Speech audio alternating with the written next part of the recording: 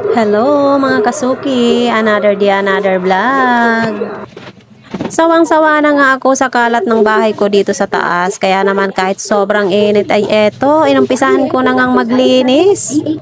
Bago nga ako nagumpisang maglinis kanina ay binuksan ko nga muna yung bintana dahil madilim nga dito sa aking taas. Pero huli ko na nga nang malaman na against the light pala ito dito sa aking video, kaya pagpasensyahan nyo na nga. Bago nga ako nagumpisa dyan kanina ay sobrang kalat nga dyan sa sahig dahil yung hinigaan nga nitong dalawa kong anak ay hindi pa nga nililigpit, basta na nga lang iniwan. Ako na nga lang ang nagligpit at hindi ko na nga pinakita dito sa video ko. Paulit-ulit nga akong magsasalita dito sa dalawa kong anak na pagbangon nila ay ligpitin nila yung kanilang hinigaan, pero parang wala naman ngang naririnig, kaya naman no choice talaga ako kundi ako na lang ang magligpit. Pati nga ang paglilinis at pagwawalis ay paulit-ulit na nga ako nagsasalita sa kanilang dalawa, pero wala man lang nga akong may kilos kahit isa sa kanila. Halos isang buwan na nga nang huli akong maglinis dito sa taas ng bahay ko. Hindi ko talaga nilinisan, sinadya ko talaga yun dahil nakikiramdam talaga ako sa kanilang dalawa kung sinong maglilinis. Tinitignan ko talaga kung kaya nilang tiisin yung dumi, pero ang totoo, kinaya talaga nila yung isang buwan, charis. At ako nga ay hindi ko na nga kinayang tiisin, kaya eto, to the rescue na nga ako. At ito kahit sobrang init ay eto, sige go lang sa paglilinis, sa pagwawalis. Kaya naman hindi ko na kailangan mag-exercise at talaga naman tagaktak yung pawis ng iyong kasuki.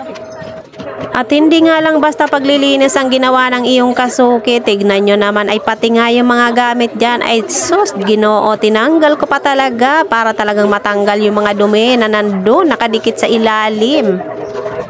Hindi nga lang basta paglilinis yung ginawa ko dyan dahil maliban nga sa gumagana yung paa at kamay ko ay yung bunganga ko ay gumagana din, o sinong relate. At hindi nga lang sahig yung makalat dito sa aking bahay, pati nga yung taas, yung bubong, maraming nakasampay at hindi lang nakasampay, ang dami pang nakasabit, puro abubot.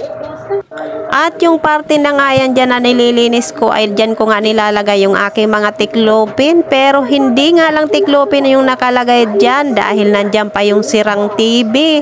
Andyan pa yung mga karton at nandyan pa yung urukan na nakapatong. At itong anak ko nang hinayang pa dyan sa bagbag na maliit na yan, wag ko daw itatapon.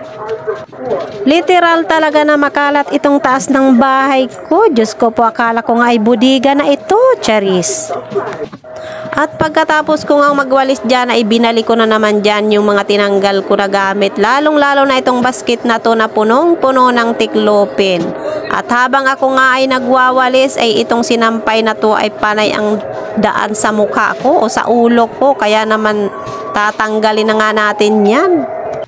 At dito naman sa parting to, kung napapansin nyo yung washing na yan ay sira din yan, o diba kung ako lang talaga ang masusunod ay matagal ko na yan pinakilo para naman magkapera na ako. Biruin mo, may washing machine, meron pang tibing sira, o diba ewan ko ba naman dito sa asawa ko kung bakit hindi niya malet-gulit ko itong mga bagay na ito, charis.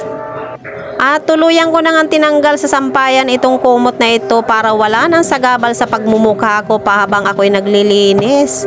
At tignan nyo naman doon banda ay meron pa doon mga bike na nakasalansan. Hindi rin yan pinapakawalan ng asawa ko. Ewan ko ano bang meron dyan.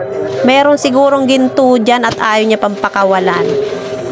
O tignan nyo naman yung basurahan na to, punong-puno na, hindi pa tinatapon itong mga anak ko. Kung hindi pa talaga ako maglinis at magtapon ng basurang yan, walang magtatapon. At napansin ko nga na meron na nga mga basurang nakasiksik doon sa mga bike na nakahilira, kaya naman pinagdadampot ko na dahil yung mga papel doon ay parang nadurog na lang talaga sa katagalan. At nang matapos ko ang linisan yan, ayan, binalik ko na nga yung plantsahan ko dyan. At meron pang plangganang nakapatong dun sa taas. Meron pang hose. Ewan ko kung ano-anong mga yan. Nakapatong dyan lahat. At natapos na rin ako sa wakas dyan. Kaya naman yung basura, itinabi ko na yan dyan dahil ibababa ko pa yan para itapon. At hindi pa nakontento, abay nagwalis na naman. O ayan, masarap na sa pakiramdam dahil malinis na. Ang sarap ng humiga dito sa sahig. At nang matapos nga ako doon sa taas, eto naman ako sa baba. Nakapila na naman yung aking mga labahin. Buti na lang habang naglilinis ako doon ay nagwa-washing na ako. Kaya naman ito, for the banlaw na ang person. Eto talaga yung gawain natin mga nanay pag tayo ay nasa bahay lang. Laba, luto, linis, all around ang person. Charis.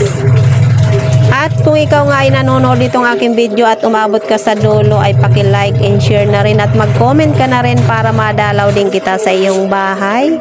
See you on next vlog mga kasuki. Thank you for watching. Bye!